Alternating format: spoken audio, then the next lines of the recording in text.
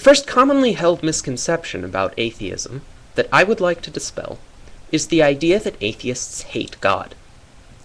The word atheism originates from the Greek atheos, meaning godless. There is no hatred or even dislike of any god or gods implied in either the word or its origins.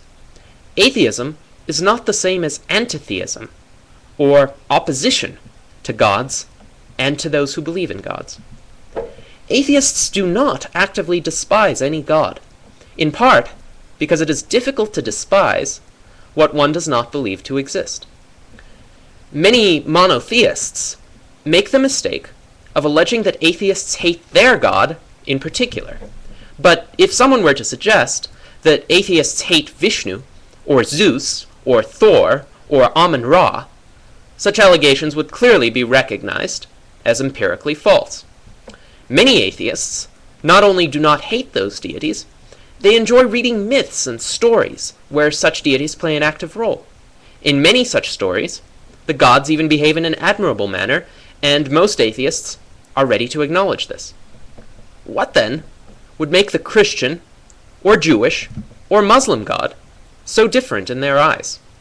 Indeed, absolutely nothing in an atheist's worldview needs necessarily prevent him from reading the texts of the monotheist faiths and deriving from them similar utility, enjoyment, and moral instruction to what he might derive from Hindu, Greek, Norse, or Egyptian mythology.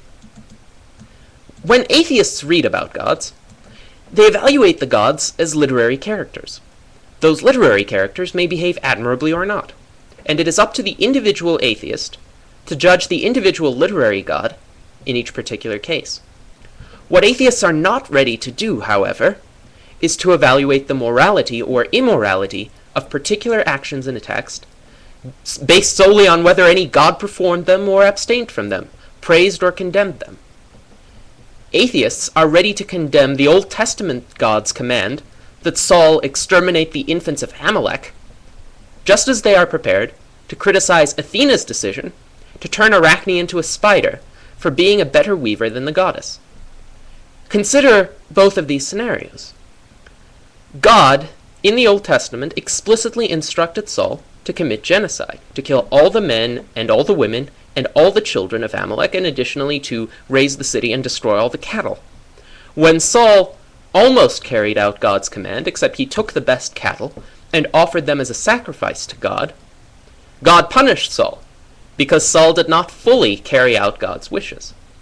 Now, all of you watching this video, whether you're atheists or Christians or Muslims or Jews or something else, will agree with me that genocide is wrong, no matter who conducts it, no matter on whose authority it is based. So if a literary character, like the Old Testament God, because this is not the God you believe in, commands a person to exterminate an entire settlement and the infants of that settlement, we can agree that this is objectively immoral. Similarly, Athena turned Arachne into a spider out of sheer jealousy that Arachne was a better weaver than Athena was, a more productive individual. Envy of productive individuals and punishing productive individuals for being productive are immoral, and we can recognize that objectively. We do not need the authority of a particular deity to praise virtuous actions or to condemn outright immoral ones.